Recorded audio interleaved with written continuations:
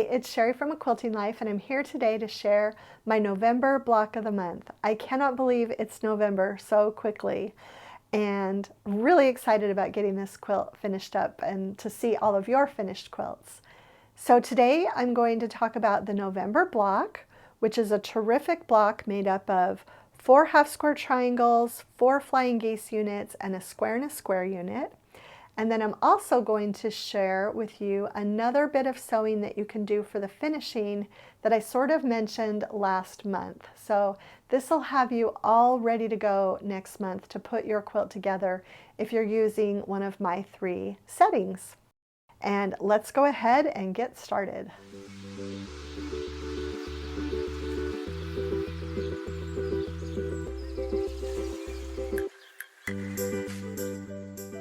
Okay, so let's talk about the November blocks. And this was a block that I really had a lot of fun making. I had fun making it in the larger size and the smaller size.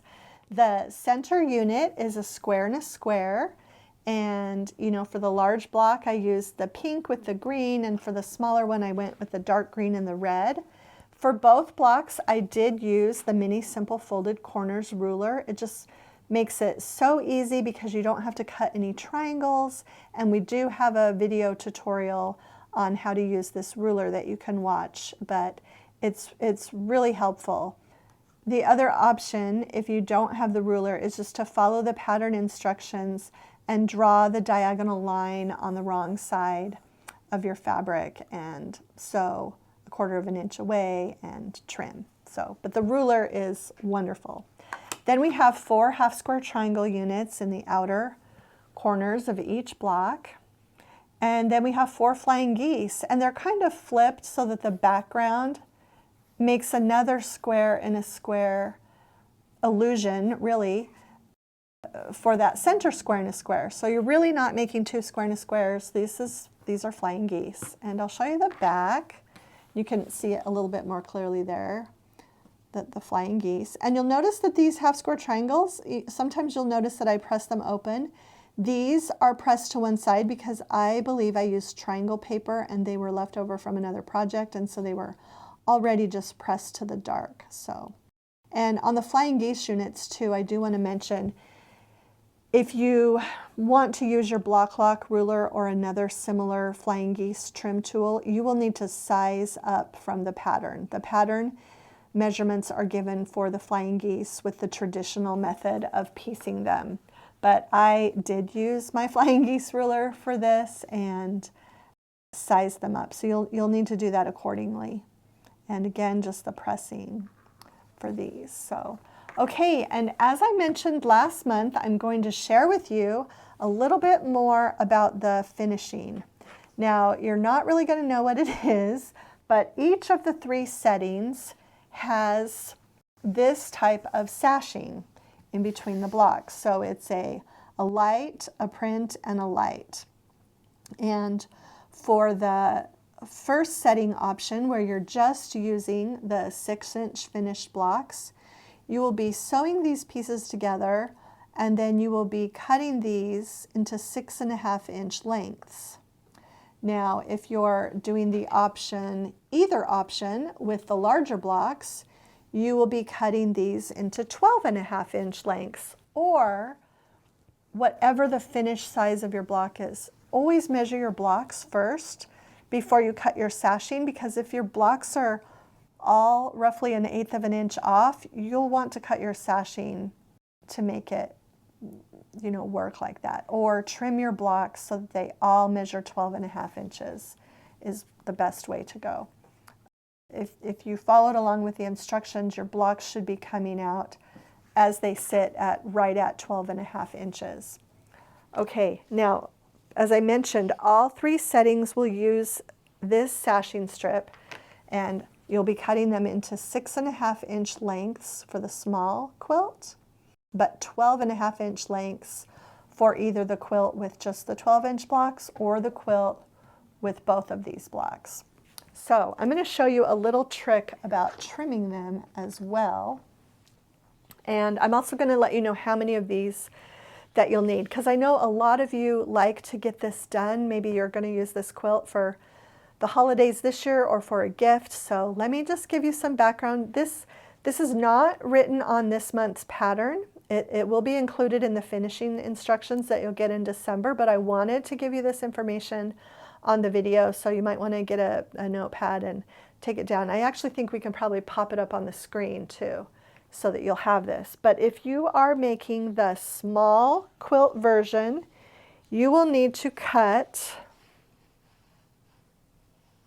17 of these.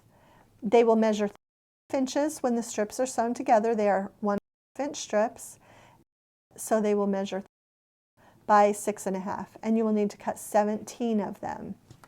Now for the other 2 quilts, you will also be cutting 17, but they will measure 3.5 inches wide by 12.5 inches long.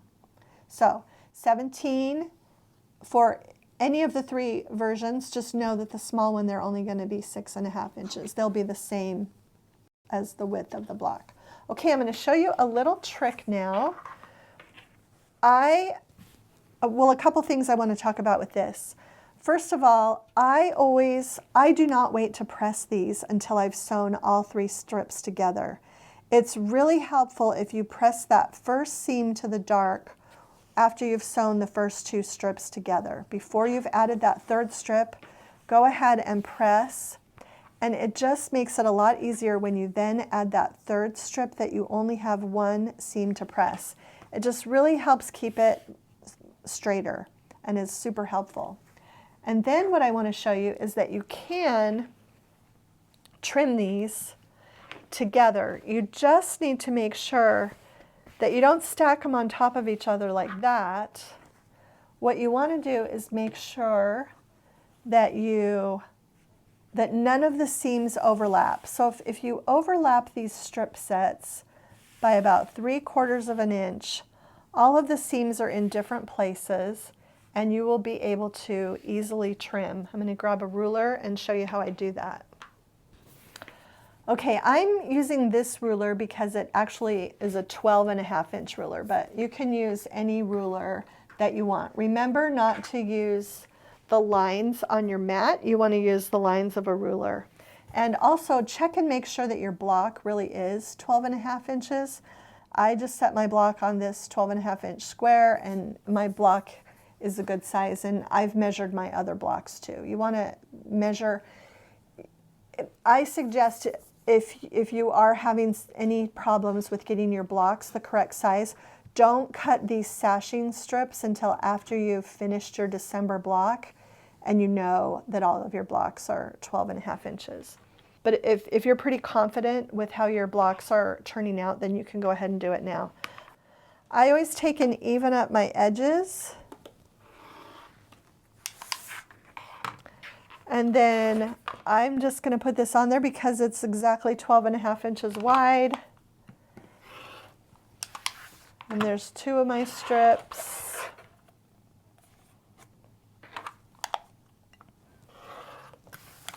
And there's 4. I'm going to get the last 2. So you can get 3 from each strip set. And since you need 17, you're going to need to make 6 of those strip sets. That will give you the 17 that you'll cut, and you'll have a little bit left over. You'll actually have this much left over. So if you're making the smaller one though, you won't need that many strip sets. You'll need 6 strip sets because you can get 3 from each for the 12-inch blocks or the blocks that use both. But if you are making the smaller version, you can actually get 6 of these from each strip set, and you will just need to make 3 of the strip sets because you'll be able to get your 17 from those 3 sets. Okay, and then you can keep this to use for something else if you want. But anyway, this should put you on track to have, you know, when we share the December block next month, we'll also be sharing the finishing instructions and shortly after that, and you can actually have all of these ready to go and all of the stars that I talked about last month. Okay, so that's it for the November quilt block of the month. This is really a favorite design of mine. I love it. And also you should have all the information that you need to make the sashing pieces regardless of which of the 3 settings you're going to make if you're going to use one of my 3 settings. And again, I have a setting that uses just the small blocks, the 6-inch finished, a setting that uses just the 12-inch blocks, and I also have a third option if you're doing like I'm doing and combining the small and the large blocks into one quilt. So be sure, if you didn't see that in the middle of this video, I've got all the information for you for these sashing pieces are here on the video. You'll get the finishing instructions for these in December, but I really did want to give you that option to go ahead and get these ready to go now. So be sure to rewind the video if you need to and take notes on those setting pieces.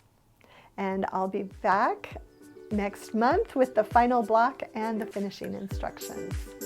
If you enjoyed today's video, please share it with a friend, hit the like button, and subscribe to our channel if you haven't already. Thanks so much for stopping by.